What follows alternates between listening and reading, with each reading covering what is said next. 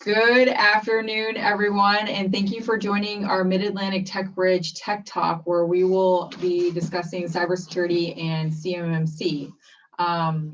You can see our agenda here. We're actually going to switch things around a little bit, and Greg is going to go first. Joe's having some difficulty getting joined to the Zoom call, so we're going to switch that up just a little bit, but we ask that you all stay on mute, your camera's off, and any questions that you have, you can place them into chat and we'll get to them definitely by the end, but if it makes sense as we go through them, we'll get to them as well. So questions into chat would be great. And without further ado, I'm going to turn it over to Mr. Roy Weiser to do a quick introduction on the Mid-Atlantic Tech Bridge. Yes, thank you, Tina. And what I'd like to do is welcome everybody into our chat room, Tech Talk.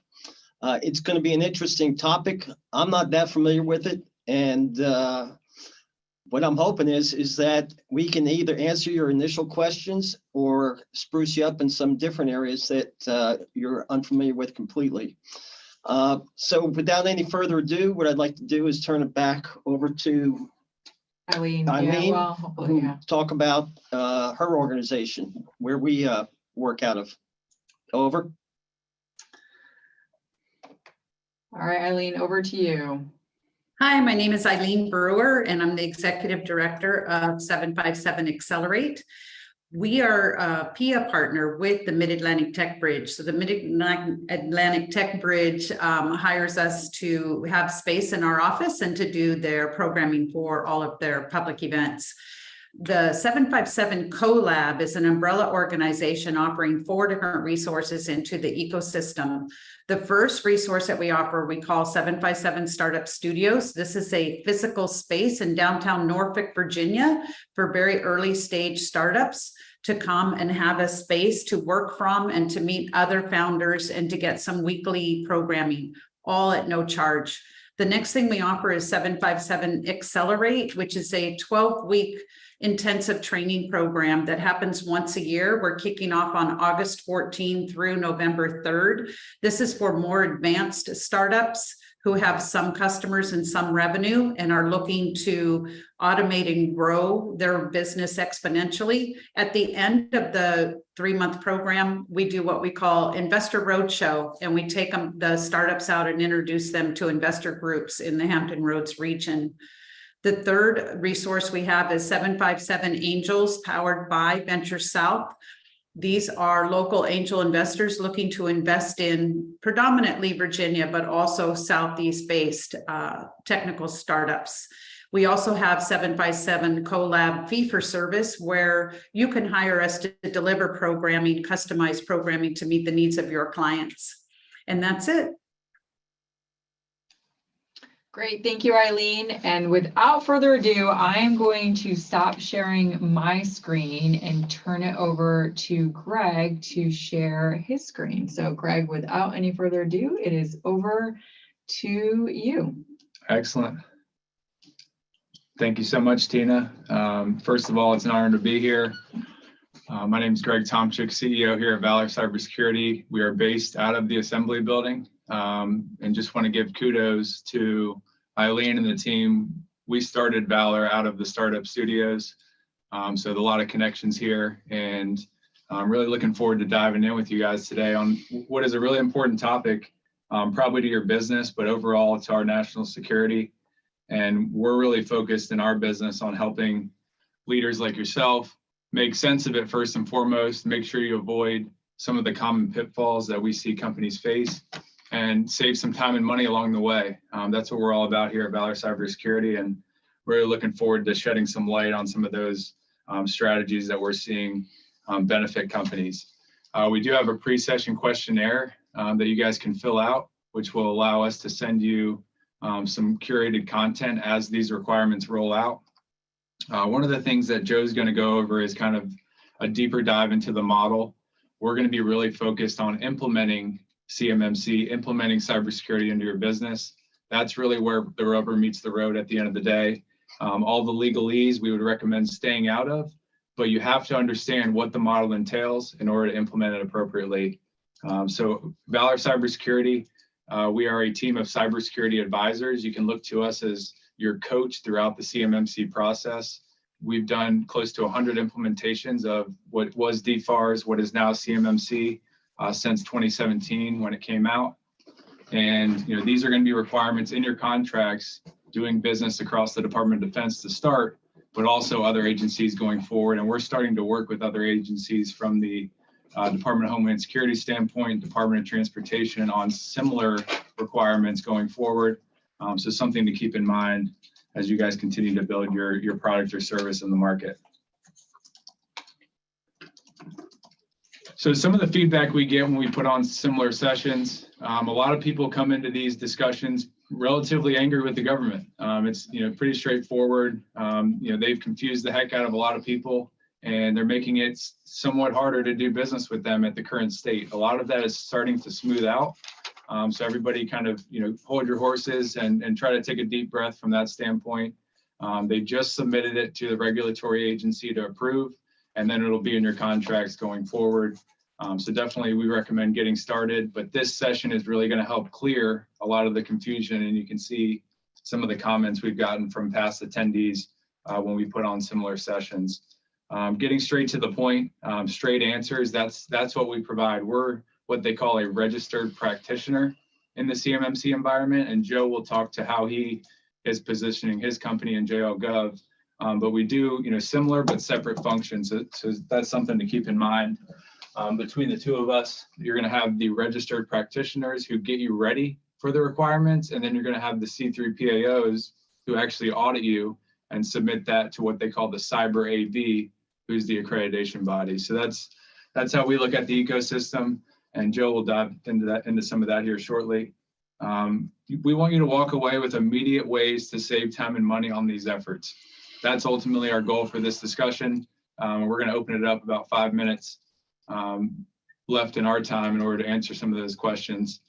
We want you to understand what it means and how to take action on it. Ultimately, we want you to walk away with an action plan. We're going to get to that here shortly. So implementation gone wrong. This is where we see companies waste time, waste money, and nobody wants further headaches in their business. It's hard enough building a product or service. So where we see implementation go wrong and where we want you to avoid. We go on a philosophy of journey, destination, repeat. There's no destination to any of these cybersecurity requirements, whether you're talking about CMMC or others. It's a continual updating process, and you have to understand that this is a journey with a milestone destination, but you have to continue to repeat that and get back on the journey to keep your cybersecurity up to speed. Depth perception. A lot of us have a depth perception problem, including myself. Depth perception means that you see things that maybe look closer or look further. A lot of companies that come to us and say, we already have a 110 SPURS score. Those are the companies that we say, show us and let us test it. And typically they're in the negatives. But we also see some companies that they have leaders, they have CEOs, presidents of the companies say, we feel like we're far away, and they're actually closer. So just make sure you kind of understand where you're at in the process and be realistic. You can go to a contracting officer now and say, we're a 110, we've covered the whole gamut. A lot of times, if you say that to them, they're going to ask you for more documentation. So you have to be ready for that. If you go to them and say, hey, we're a 50, we're being honest with ourselves, we know we have some work to do, they're probably going to say, okay, we support you and we want to see you protect the information that we're giving you. So make sure you understand how far you are from being completely compliant, completely aligned with the regulatory requirements. This stuff is not easy. There's a high cost to it up front, but there's some strategies we're going to talk about here shortly that can help you, save money. And that's something that's in your control. Implementing security, there's a lack of resources. That's why we exist as a company. Most companies can't find experts like us to hire full time. So they outsource a lot of these activities to a company like us.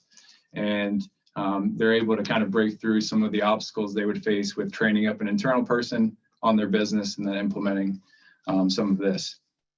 Not getting started early enough. This is also a controllable. So we look at things, any effort, any initiative as controllable or uncontrollable as an aspect. This is a controllable. You have to get started sooner rather than later. We see companies that come to us when a contracting officer asks them, and we actually increase the price. If they want in a shorter time frame, we're going to increase the price because that puts more strain on our team. So it is more costly if you wait to get started. And that's one of the I want to put a pin in that, because if you don't get started soon, this stuff's going to come into your contract. Somebody's going to ask you about it, and then you're going to have to stop everything in your business to try to get this implemented. And it takes typically 6 to 12 months on average. So, you can't really speed that up much. You can speed it up to, 3 to 6 months, but it cannot be done in 3 days. So something to keep in mind from that standpoint. I'm not sure if some of you use outsourced IT companies, but make sure if you do that they understand what CMMC means for your business and how it's going to impact it, and that they're covering their shared responsibility when it comes to implementing it into your company.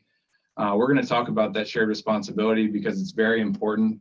No one person in the ecosystem, really besides yourself, can do it all. From that standpoint, so you have to make sure you understand who is responsible for what and who can help you accomplish specific areas of these requirements.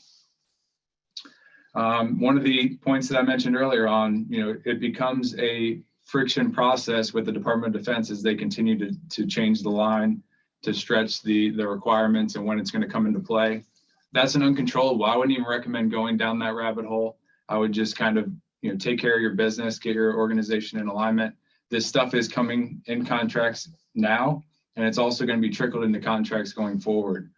So we want to see you guys be successful when those audits come out, and that takes proactive preparation from that standpoint.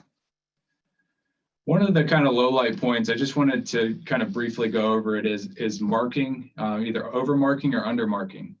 The government in the past has said we're going to mark every single document as secret, FCI, CUI. There's been a lot of confusion in that ecosystem. Some folks from DCMA, as well as the Cyber AB and some of the other government agencies, are putting their heads together. But you have to know what constitutes FCI or CUI. That's your responsibility as a company. Anything that you produce as a part of a contract or in the process of bidding on a contract is under this umbrella. So if you just blanket statement that and handle it in a way that is up to speed with these security requirements, you're going to be in a much better risk environment for your business going forward. We investigate incidents through the Department of Navy when a contractor has a cyber-related incident. And when they don't mark documents, the government comes back and fines you for every single one of those documents that was not appropriately handled from a secret or CUI standpoint. So fines increase.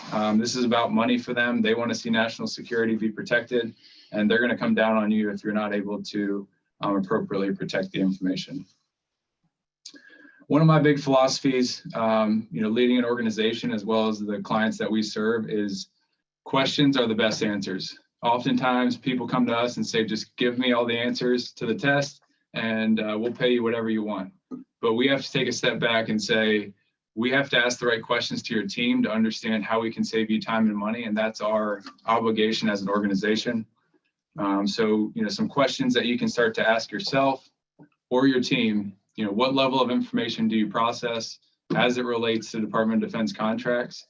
What systems does that information touch? If you're developing an application, maybe it touches SharePoint, obviously email, any of your file storage systems. So those are some of the things to keep in mind. How do we separate our DoD network from securing our entire company? This is for companies that are a little bit further developed across the board. Maybe they've been in business 5 years and they're starting to separate commercial and government business. But you want to minimize the scope of processing this type of information. And that's really risk management at the end of the day. Do you have somebody to own your compliance? As we all know, if you don't have a point person on a mission or effort, most of the time it doesn't get accomplished. So even if you're allocating it to yourself, there's got to be somebody to own these requirements and these compliance objectives at the end of the day. We have to get creative in business. As you guys continue to develop your products or services, you have to get creative on strategies that are going to help you save time and money. And that's how we all stay in business at the end of the day. And then continue to ask yourself what might be missing. This is kind of the thinking time of running a business. You have to kind of get yourself out of that box, zoom out and ask yourself, what might we be missing that is going to help us, satisfy this requirement or accomplish this initiative. So just encourage you to kind of look at it from that perspective so that you can kind of see anything coming down the train tracks that may derail all the great work that you're doing for the Department of Defense. So here's kind of our roadmap to success. This is one of the things we present to clients at the end of projects. We lay out initiatives based off of program impact, the cost behind it, resource requirements, what it's covering. But this is something you can take a snapshot of with your phone. This is really the 8-step process to getting ready for CMMC compliance. If you're running a business and you're not a cybersecurity expert, I would highly recommend not diving so deep into the framework that you derail yourself from developing and improving your solution. Look at it very simply, just like you would ask your customers as the government to look at your solution. We don't want to overcomplicate things. So there's really eight work streams that you're going to have to accomplish. You're going to have to assess. You're going to have to think through what is your exposure and where are you guys currently at. And that goes back to the depth perception thing. Make sure you understand where you're at in the scale and potentially what you're going to need to do, and be very honest with yourself.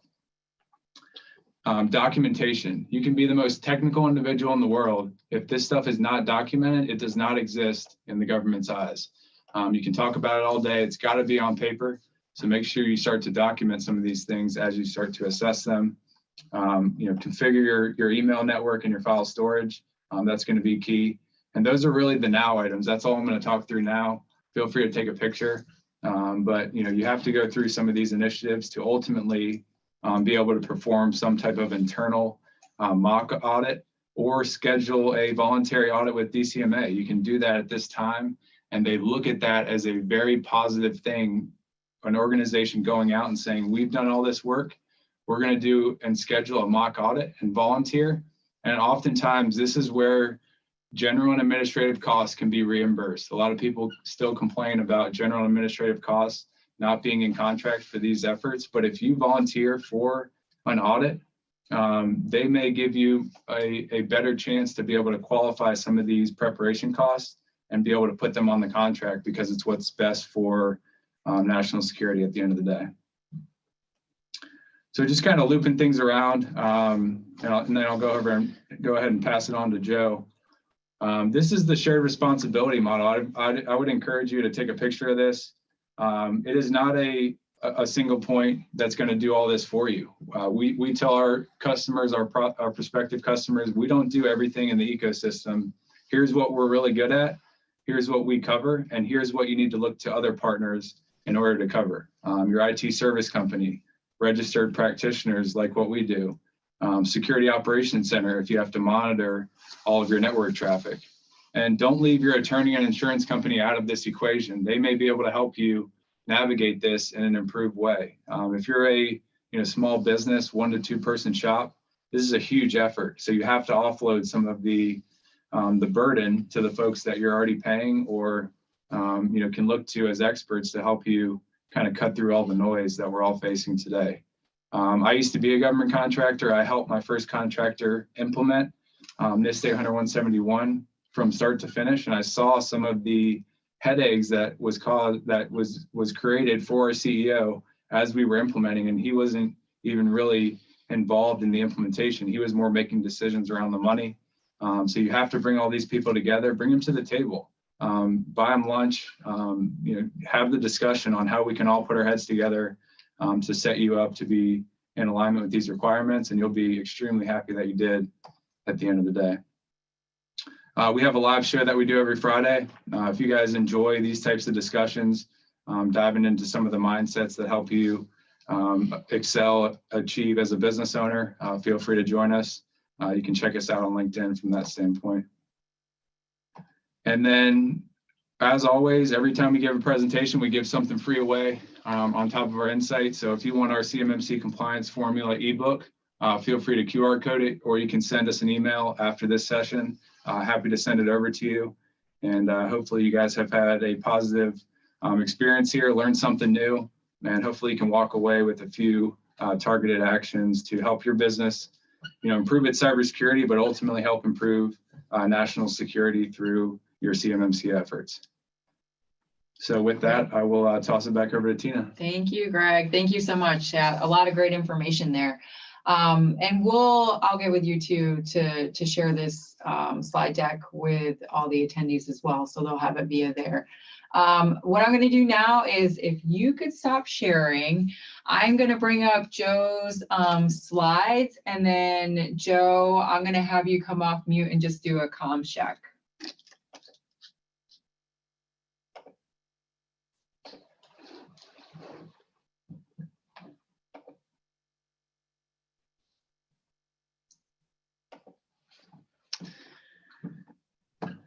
Joe, can you hear us?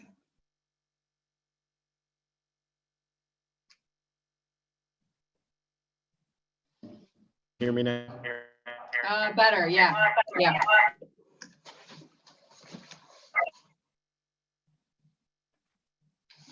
You can hear me fine.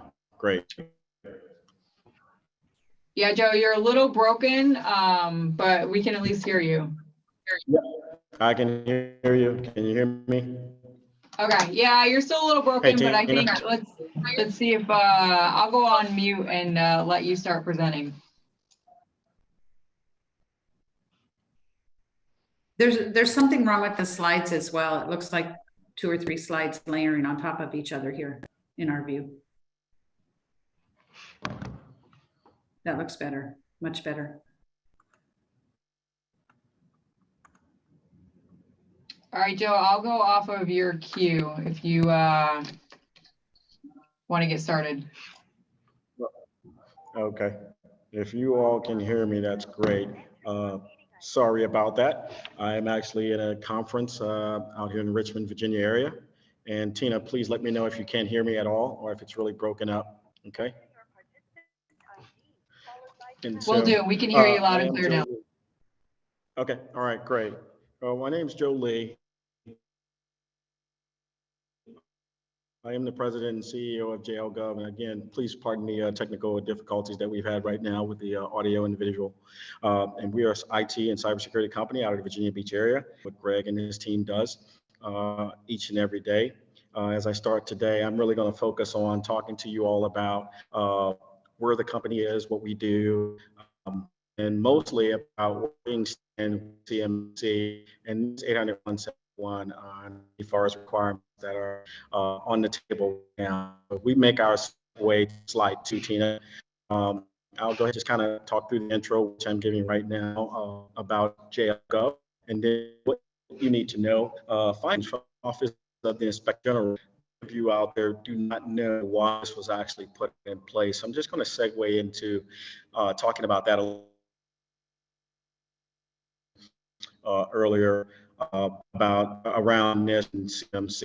And also, I'll get into explain for those who are not familiar with NIST or CMMC. I'll talk a little bit about that, and then I'll get into the current state of things, timeline, what we're potentially looking at right now. So, Tina, go ahead, slide on down to slide 3, which really talks to me and where I've come from over the last 25, 30 years now of being in the IT cybersecurity arena.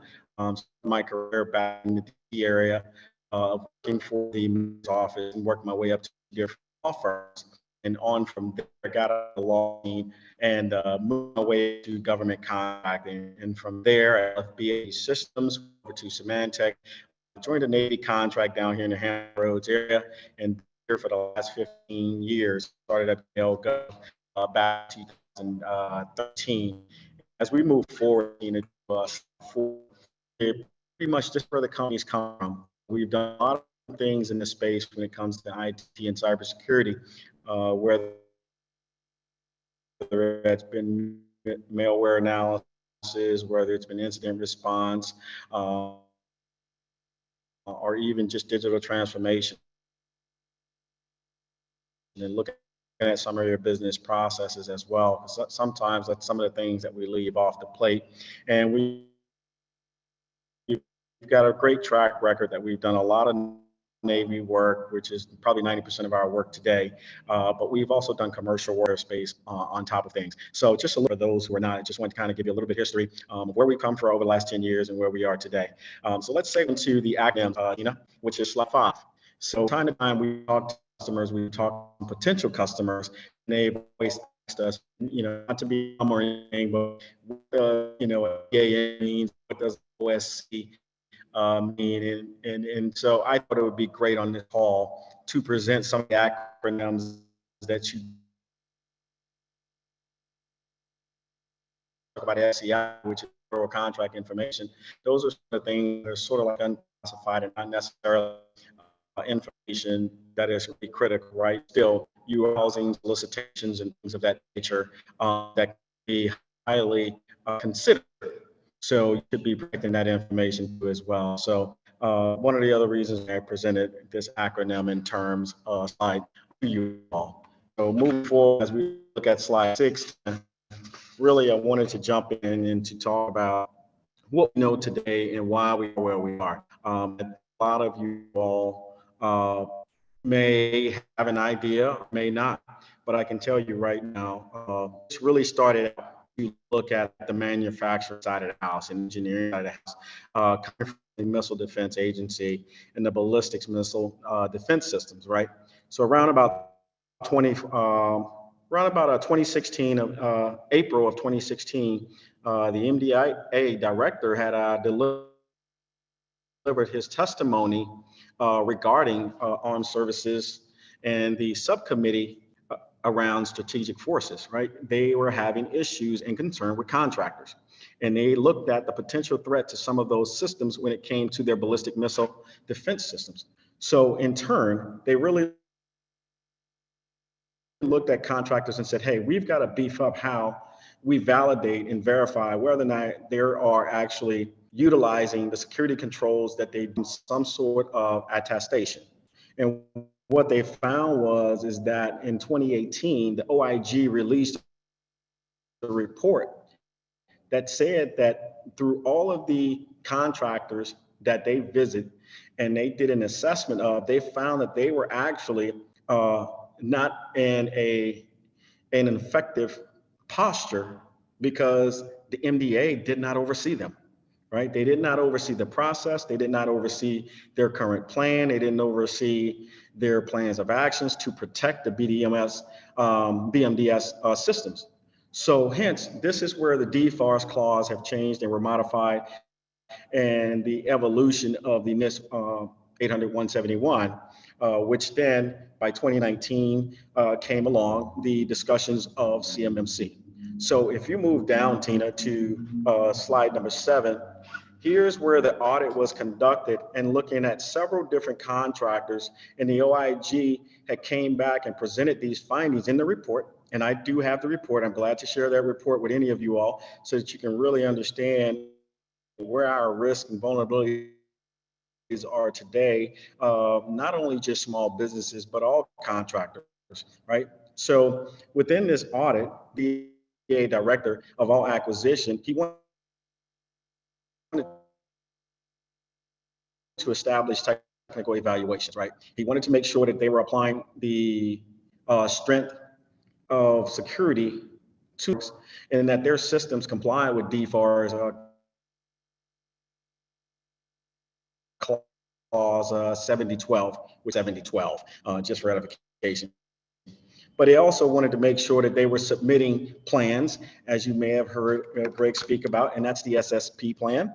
Also that they were putting together their milestones and actions to mitigate any known or any found or identified issues or vulnerabilities. With all of that being said, they really established a separate typical evaluation factor system. And this is what they use today to score contractors. So when you talk about the NIST 800-171 and CMMC, it did not just come because of IT or looking at everyone as a whole. It really started down the track of looking at where they were going from a manufacturing perspective and all the issues that they found there from a vulnerability perspective. And so moving down to slide 8, Tina, is where we talked a little bit about NIST, and I think Greg may have covered some of this information with regard to the controls and how it adds to CMMC, which is really the compliance side of the house, right? NIST 800-171 says, get your house in order, right? Let's start locking the door. Let's close our house. Let's get the windows in check. Let's move from being the security guard inside the mall, and let's actually be the police officer of ourselves, and let's get these things in place.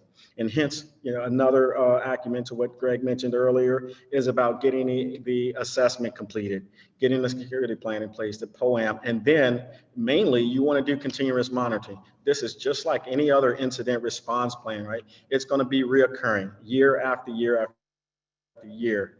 So moving forward, as we move to slide 9, now we get into talking about CMMC.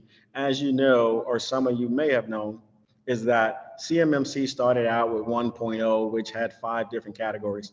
But then, there was a lot of confusion. Let's be honest, there was a lot of confusion behind it, a lot of frustration from a lot of people.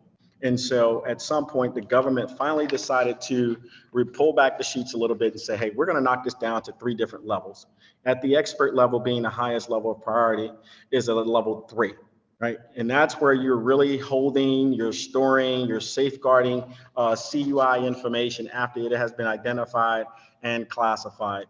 And then at the second level, you move down to a level of advanced. And that's where probably 75 to 85% of us are going to live because of the contracts that we pursue today, and not necessarily that they are manufacturing contracts, but you're going to be operating at a level 2 where you need to get your house in order, right? So once 2.0 came out and it's fully implemented, DOD is going to, they're going to have these assessments provided by a C3 PAO company, which JLGov is going down that track to be one of the authorized providers to conduct those assessments.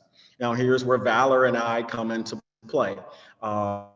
Depending on who the customer is, if I'm assessing the customer, obviously I can't mitigate, Valor can mitigate. So this is where we have a good relationship in place to help you all to get ahead. For those who would be operating at a level 1, you are literally not holding any CUI information. You are barely holding any FCI information. And so here is where the rubber meets the road, right? So most of us, probably 50% of you all, are going to probably be at this level operating. And that's just a matter of meeting about 15 of those requirements based on the CMMC.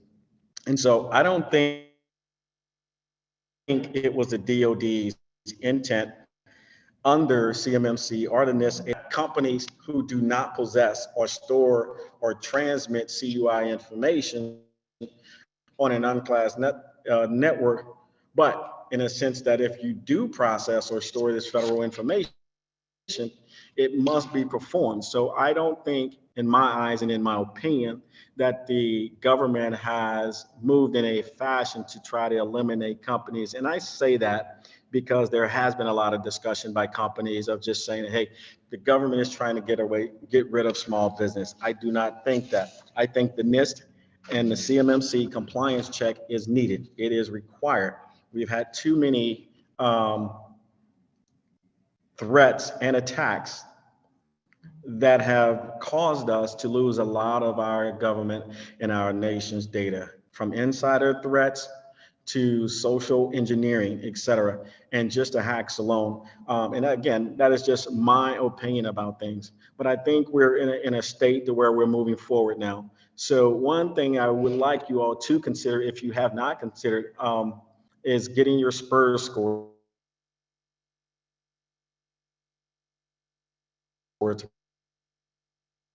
together. Okay, so Tina, that would be slide. It's really straightforward. If any of you all are doing business with the government and you go into the WAF and you upload your invoices, when you go to log in, you will see a command button there for the SPURS to initiate your account and to set up your access and your control to set that up to enter your scores. It's fairly straightforward. It's fairly simple. And as you can see, I've applied some links sites and see how to set up your account. And then once you set up your account on the PIEE site, then you'll be able to log into the SPURS score and upload your scores there on that site. So this basically provides the contracting officers a score of your overall assessment. When you self-assess or when someone comes in to assess you, they'll upload those scores and they will look at your risk from there. If you meet all 110 of the level 2 scores, then they will assess you at that level. Now, will they come back and audit you? Most likely, since the rule has come down, and I'll get more into that as well. But definitely using this SPURS scores, the contracting officers can just basically identify who's risky or not between contractors and vendors, right? These in place or mentor proteges in place. My joint venture company, we submitted a proposal, Cyber Detours, right? It's an unpopulated JV, and I think you all will love this. Unpopulated, that means no systems, no anything, right? This was earlier on, back at the beginning of 2022. We were in the runnings for this opportunity. We never had our proposal review. Our price was looking good when they did the first round. Second thing that they went in to review was our SPURS scores. They came back and told us that, hey, we have not looked at your proposal and you've been disqualified at this time. And when we asked for the debrief, we said, why? Because we didn't have SPURS score aware that we needed to upload the JV scores as well. To most of us at that time, it was JLGov has its scores, the minority partner has its scores, so we're in the database and we're good. And we explained this in our proposal. We talked about this on the very first page of our proposal of how we were going and how we were approaching the opportunity. That did not matter to the contracting officer. So I say to you all today, get your self assessment completed. If not, have someone like JLGov or Valor to come in and get moving down the track of an assessment for you and get those SPURS uploaded. The language is already in the solicitations. So you really want to move forward to get this done today and not tomorrow. You don't want to be late to the game. You don't want to be sitting on the sideline and saying, Coach, can you put me in? You're not ready yet, Rudy. How many of you all remember the movie Rudy? You're not ready yet. So let's go down to slide 11. All right, slide 11. Again, we talk about the current state, and I talked about the prior process and the final rulemaking status and kind of where things are right now. So basically, back in 2021, the overall goal for the DoD was, in my understanding, was to secure the DIP, which is us contractors, right, and the supply chain. The standard was basically adopted and updated back in 2021. And now it has moved forward from 1.0 to 2.0.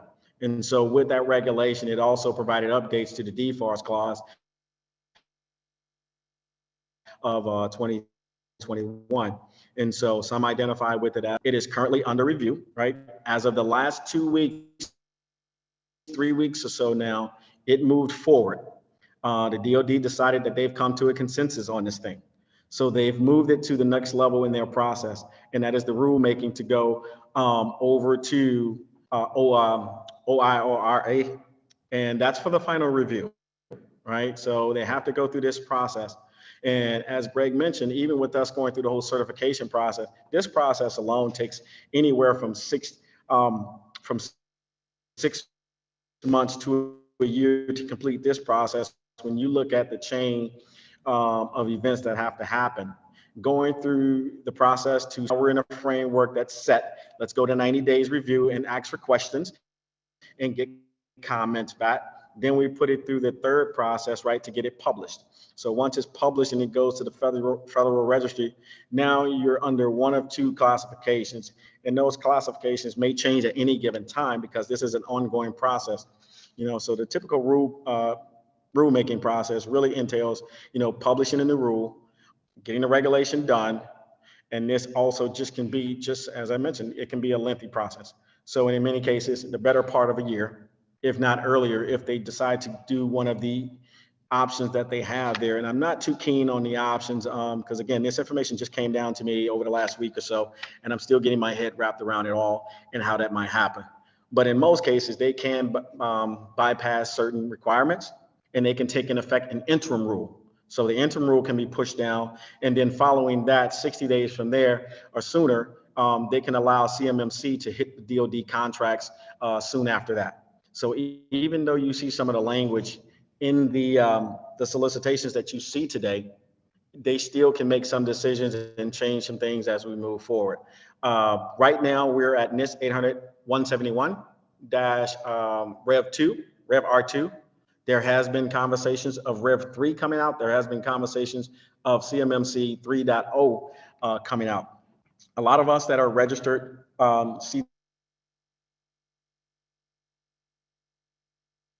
C3PAOs, we're really looking at this and trying to understand. So Tina, if we move forward and we just go to number 12, please. There's oftentimes a lot of different questions. I think Greg hit it best again when he spoke about cost. I think the questions that some folks need to answer, in which they have been answered, if you go into the knowledge base on the DOI.gov site and review some of the knowledge base questions there, and it was the goal would be to implement a cost-effective model. I don't think many people see that. I think if you're a small business or a very small business, I think the time is now, and it won't cost you as much as it would if you were up to 25 to 40 employees at the end of the day. I also think that, the DoD laid down a good order of magnitude when you think about cost.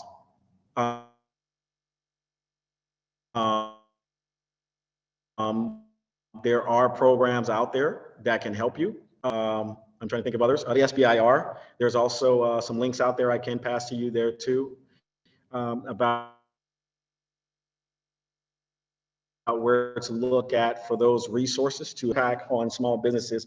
Basically requires the environment and contractors is to just go through this process. No longer waiting, I think, to just get it done. And basically, you just need to understand your level of readiness. If nothing else, it tells you where you are and where you lie and where your biggest weaknesses are to losing data.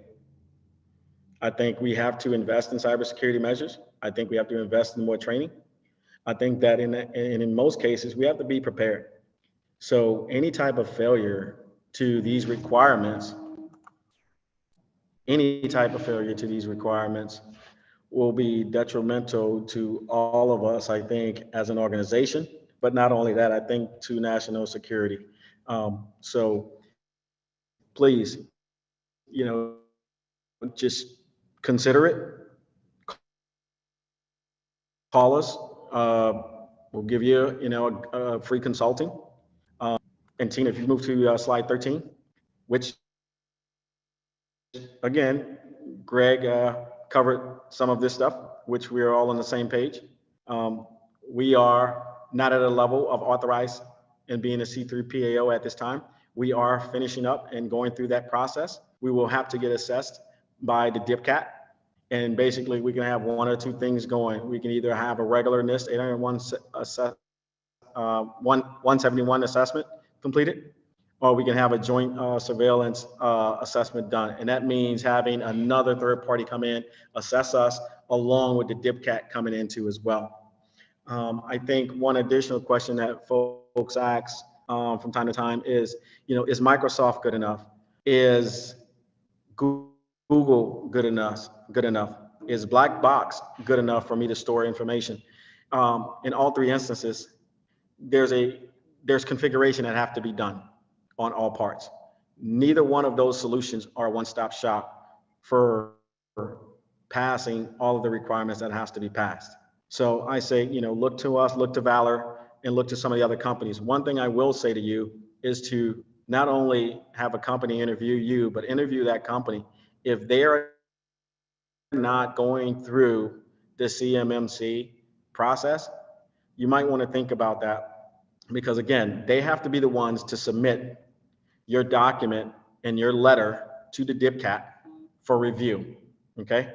And then for you to get your certification of authority that now you've passed the CMMC assessment. So I will stop right there, Tina, and I will give the floor back over to you. And I hope you all heard all of that.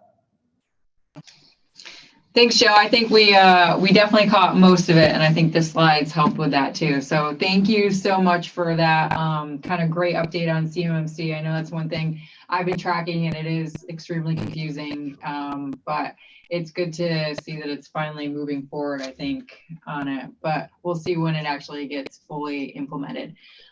With that, I am going to shift slides around, and we've got and we'll look for questions. So yeah, Eileen, if you have any in there, you can bring those up, but I'm gonna shift to our last slide here, and we'll see if we have any questions. Yeah, and Tina, you can share that slide deck. Okay. I've literally been using this on an open forum, so you can share this slide deck with everyone.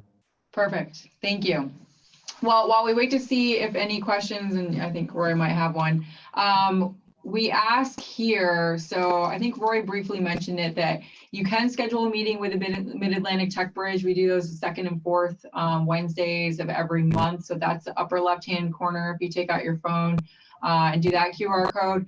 We ask that you take this short survey to get the slide deck. So again, you've got the link there, and Eileen can post that in the chat.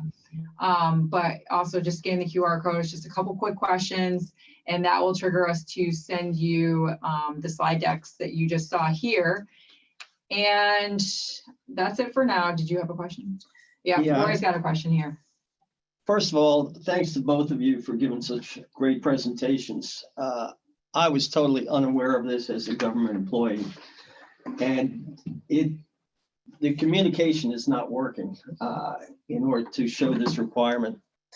But on Jolie, on slide 9, you talked about critical information. It's deemed critical by the government. Who actually does that? Is that the contracting officer, and they come up with the appropriate level that you're supposed to be at? Is that the process? Over. Anybody hear me? I heard you. Yeah. Joe, you're on mute if you're chatting or talking. Did you hear me, Joe? I can't hear. No, he's on mute. Can you hear me? Can you hear me? Yeah. Yeah. Now we can. Okay. Yeah. So he was saying something about slide 9, right? Let's look at the deck. So slide 9, it talks about, just deeming what, as a small business or any business, right, determining what level you need to be at. Was that the question? Yeah, so I take it that is determined, the CMMC level is determined by the government, you also said. So the government determines it before they post the contract, and then they have to have the score in WAF as they go ahead write their yeah. So let me provide clarity with that. Yep. So let me provide clarity with that. So over the last year, the government has been posting solicitations. They have been putting information in there regarding CUI. And basically you're attesting to say that, hey, I'm going to participate in the NIST 800-171 CMMC process in the program itself. So you have to make that determination. Is the information that you're holding deemed as CUI? Is it deemed at a level 2, right? Because of what's classified as CUI. Also, the one link I did not provide to you all, which would have been a good one, it's the DoD's archive of what CUI information is. Tina, we can take that for note. I can provide that back to you so that you can understand what is classified as CUI today.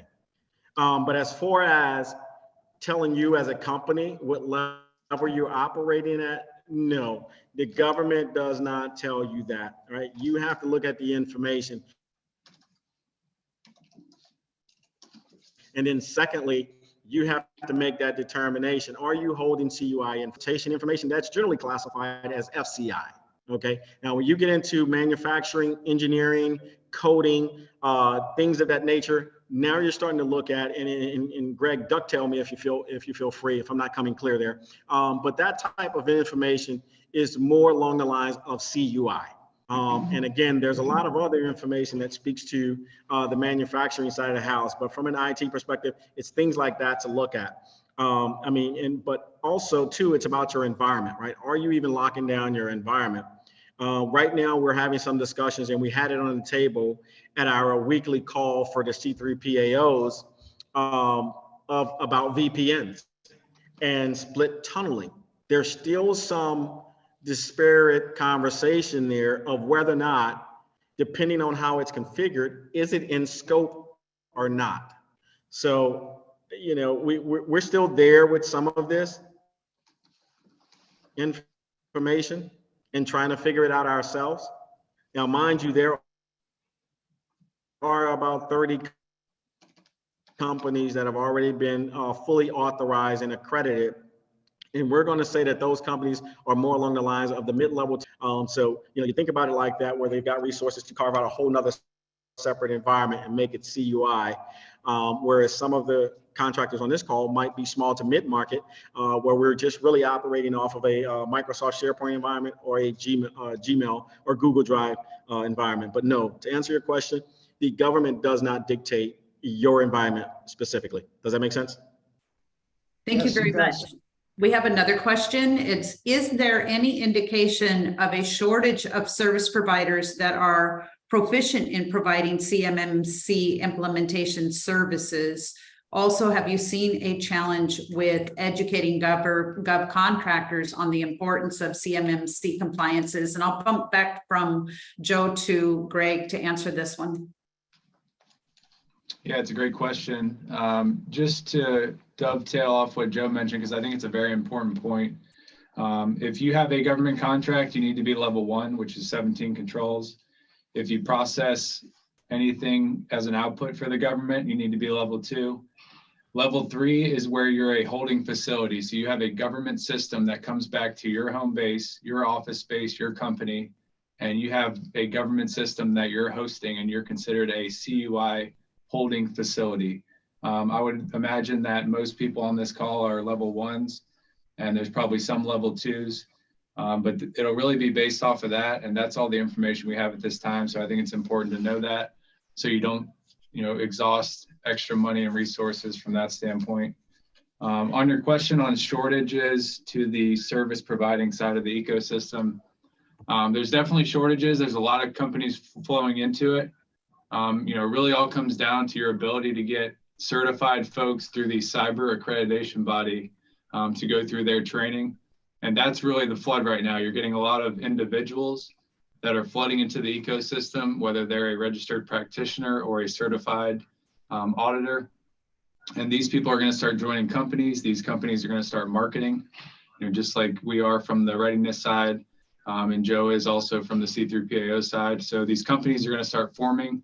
And they're going to start servicing folks. So, you know, if you're a company starting in this space, you can either join another company or start your own and start to adopt these registered practitioners as they become certified.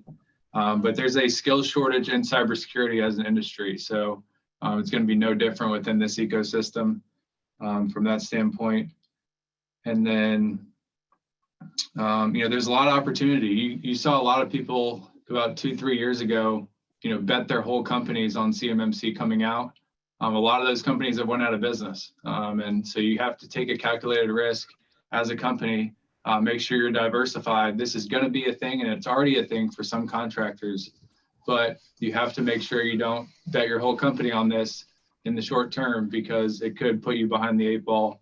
We want to see you be successful. So if you want to have a conversation with a company like us, some of the lessons that we learned, you know, we're happy to share on how we've kind of navigated the waters. That's a part of our earth rent, and we like to give back to folks. So don't hesitate to reach out from that standpoint. And just the last point, educating government contractors on the importance. Most of these government contractors are focused on delivering products and services to the government, not necessarily all about the requirements. They're doing just enough to get the contract. So this is no different. You know, through sessions like this, you know, we go into boardrooms at contractors all the time and perform these types of educational sessions. A lot of them walk away, you know, pretty astounded at what the requirements are. Most of them ask, why is the government going to make me do this if I'm delivering a piece of equipment or a widget? This is about national security, as Joe mentioned. So we really kind of hone in on that point. And this is a business enabler. This is a competitive advantage as you bid on contracts. So that's what we continue to harp on with business owners and government contractors, to make sure they understand this is just like having your facility security clearance. If you didn't have that, maybe they don't let you have a contract. So it's going to be the same way here. And we need more folks to lift up, folks and educate them going forward. And if you're one of those people, definitely lean in and reach out. Hey, this is Roy again. One more question for Greg, just because the audio is a little bit better. But it said that the cost of this implementation is about $20K for the lowest level, and it's an allowable cost. And we have a lot of small businesses that use the SIBR pipeline, SIBR 1, 2, 3. And, it's only a low amount of dollars. So is this something that is supplemental over and above? Let's say the award was for 75,000 or 50,000 plus the 20K they get, or we haven't gotten that far yet? Yeah, they haven't really gotten that far. It's going to come to a head where the government's going to have to put together a side of money in order to pull from this, but it's going to be at the discretion of the contracting officer to do it. So, they're going to eventually be able to reimburse some of these things. I don't think it's going to happen in the immediate. It's kind of one of those costs that your business has to absorb while the government figures it out to keep your business afloat if you're depending solely on the government or the defense side of the government. So, I would anticipate that cost, but not bet on it. And if it comes around, good for it. If not, you're able to kind of continue to go forward. And another strategy you can use is try to go after potential contracts that maybe don't have some of this language in it. We see some companies getting creative there where they're actually going after kind of lower end information type contracts while this is coming out, since they know they don't have things in place. The biggest rabbit hole we see companies fall down is they stay in their lane and they say, we're going to hold strong and we're going to do it. And then they, get thrown to the bottom of the pile because they don't have 110 on their SPUR score. And that's, we all know if we put together government proposals in the past, it's not a short process. So it's a lot of wasted time. So we got to get creative, and, I would not bet on that money, but I wouldn't bet my business on that money. But if you are really strong and I would ask your contractor, that's one of those questions is this going to be a reimbursable cost? You can go to the SIBRs, you can go to different agencies and say, we're a small business, you need our solution, but we need to, have in writing, or we need to get a kind of recognition that some of this will be reimbursed. And if they say yes, then run down that avenue. But if they say, I don't know yet, I wouldn't gamble on it. Okay. Yep. Great question. I think we're about there. So I don't know if you have any closing words, but yeah, we're right at the top of the hour. Really no comments. I enjoyed it, learned a lot. I hope everybody else did. And please take advantage of the opportunities from these two companies that presented today. It looks like it's coming. All right. Thank you very much, everyone. Yeah, thank you, Joe, for joining us, and thank you, Greg, so much. And as we said, we'll follow up with the recording and slides for those that did the short survey. So thank you all. Yep. Absolutely.